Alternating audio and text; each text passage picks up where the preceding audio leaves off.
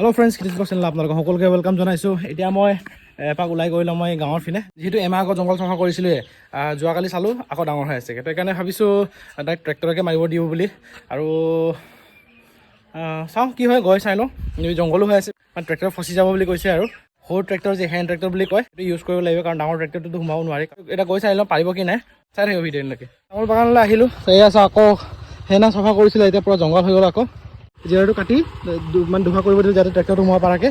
চাফা কৰিব পাৰিলে মানে অলপ আজৰি হৈ যাব। কেলেকি এনেকুৱা জংঘল হোৱাৰ কাৰণে গ্ৰথটো বাঢ়িবলৈ টান হৈ গৈছে, পলিঅ' লাগি আছে বুলি ক'ব লাগিব। আৰু বাকী চব ঠিক আছে, এই ডাঙৰ ডাঙৰ হৈছে, আৰু এই চাইডটো অকণমান প্ৰব্লেম হৈছে। সেয়াই আৰু মোৰ লাইফ ষ্টাইলটো আৰু দেই।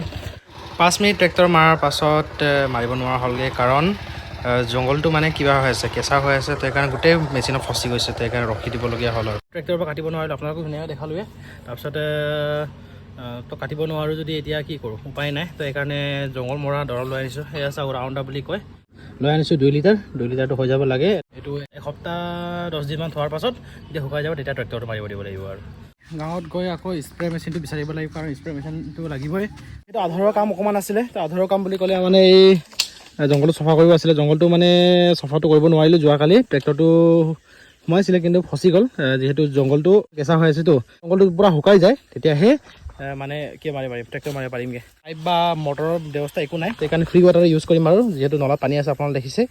মেচিন অনা হ'ল যোৱাকালিয়ে, আৰু মজাকৈ চাৰ্জ কৰা হ'ল। আৰু লগত দৰৱটো এতিয়া মিক্স কৰি পানী ইয়াৰ পৰা ইয়ালৈকে চিফ্ট কৰি দিব লাগিব।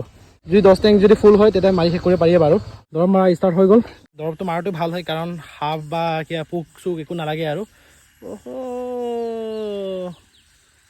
ছাগলী সোমোৱা এটা জেগা এটা ওলাই গৈছে ইয়াত। এই ছাগলীটো খেদিব লাগিব। সেইটো চাইছে নাই, সেইটো চাই নাই, বগা ছাগলী এটা ক'ৰবাৰ পৰা সোমাইছে। তাকে ক'ৰবাত ফুটা হৈ থাকে, কাৰণ বেৰ মাৰা হয়তো। এতিয়ালৈ ফেঞ্চিং মাৰা হোৱা নাই। লাহে লাহে এইটো কৰিব লাগিব, ফেঞ্চিংটো বনাই থ'লে মানে ভাল নিজৰ কাৰণেও। আৰু চাওঁ কি হয়। জংঘল দৰৱ মাৰা হৈ গ'ল, আৰু বেৰটো অকণমান পৰি আছিলে, সেইটো মিলাই ল'লোঁ। অকণমান দুখ পালোঁ। এয়া চাওক, বেৰটো চিধা কৰোঁতে আমাৰ যিহেতু ফ্ৰণ্ট গ্লাছটো মানে বাহিৰৰ পৰা পূৰা নিজৰ চেহেৰাটো দেখি পায়। আৰু এয়া চাওক, মানে নিজে নিজৰ চেহেৰা চাই কাজিয়া কৰি আছে। মই ক্লিপটো আপোনালোকক দেখাম বাৰু।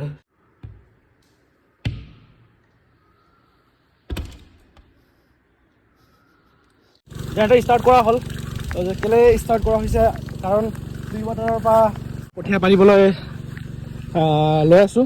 বৰষুণ দিয়া নাই, বৰষুণ দিলে মানেতো কিবা এটা উজুৱাই কৰিব লাগে। আৰু এয়া চাওক, হেণ্ড ট্ৰেক্টৰ।